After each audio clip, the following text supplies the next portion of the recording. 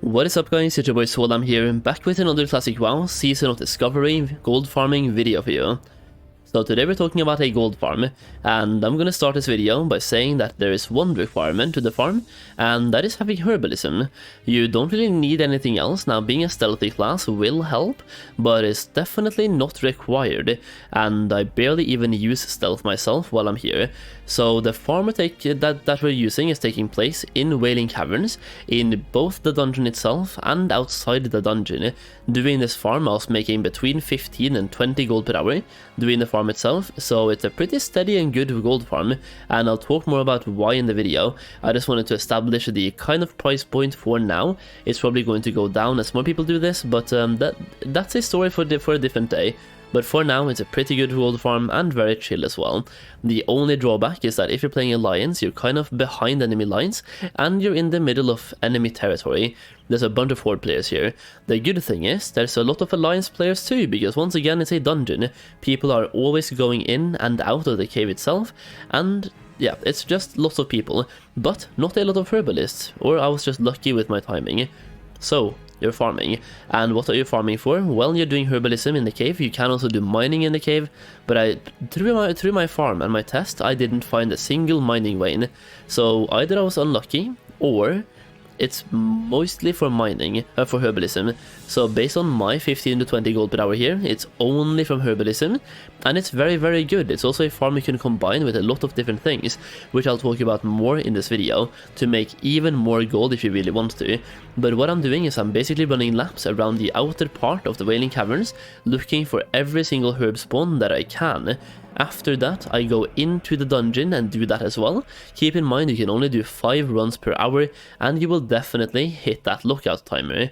I usually do 5 runs every 30 minutes in this case, because walking through the cave is very fast. So every 30 minutes I can do 5 runs of Wailing Caverns on top of this, just to get the herbs inside there as well, because you have at least 2 guaranteed herb spawns that everyone can get, and then you have a 3rd or 4th one that kind of you want to have stealth for, if you really want to get them. But yes, you can get some easy herb spawns inside the Wailing Caverns dungeon, not just in the actual outer part. Now, the herb you really want to get here is King's Blood. You also have Life Root, that one you can get inside the dungeon, which can be good even though the price of Life Root is absolutely terrible. You can get Elemental Earth, and I actually got 2 Elemental Earth from 1 Life Root. They're selling for 25 silver each for me, so that is 50 silver right in my pocket from 1 herb spawn. Now inside here you can have this King's Blood spawning right here, which once again you don't need stealth for, just kill the Deviate Guardian right here, and then pick up the King's Blood, and you will have a guaranteed King's Blood somewhere nearby. It can spawn here, it can spawn down here, or it can spawn more to the left. Now over here you will also have a Life Root, plus you can have 1 more King's Blood like I have further north on my map, and that one you kind of want to have stealth for, or you have to kill quite a few mobs to get there. So basically, the entire farm revolves around doing the outer part of Wailing Caverns, look for every single mining vein and herb spawn that you can, get them, go inside the dungeon, and do a quick lap. You can alternatively spend more time inside the dungeon as well, if you want to. Once again, you can do 5 resets per hour. In this case, if you want to stealth around for a bit, if you have a stealthy class, you can spend more time inside.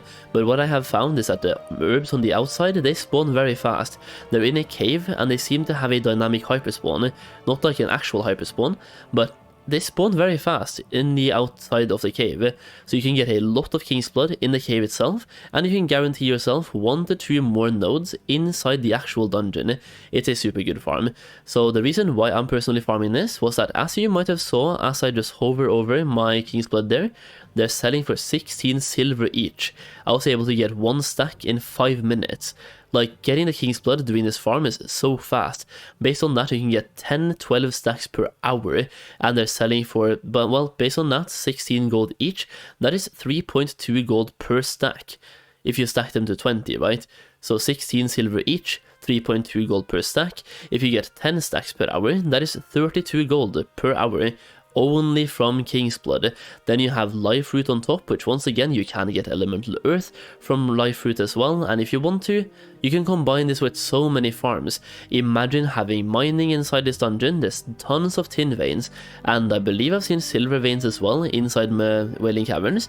So if you have mining on top and you find mining veins, you will make way more gold. And as you can see, before going into the dungeon, I also looted this same herb, and now about 6, 7, 8 minutes later, it is there once again. So they spawn kind of fast, and you can just do one full lap outside, go inside, get the herbs inside, go back out again, and do one full lap outside as well. Now you can combine this with mining, of course. You can layer jump / layer swap, that is another trick you can use to make even more gold from this.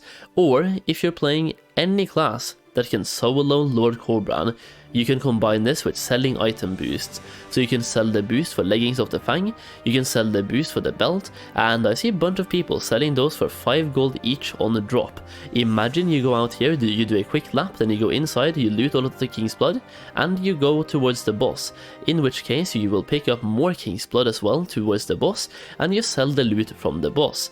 In that case you will make way more gold. Right now I'm still making 30 gold per hour.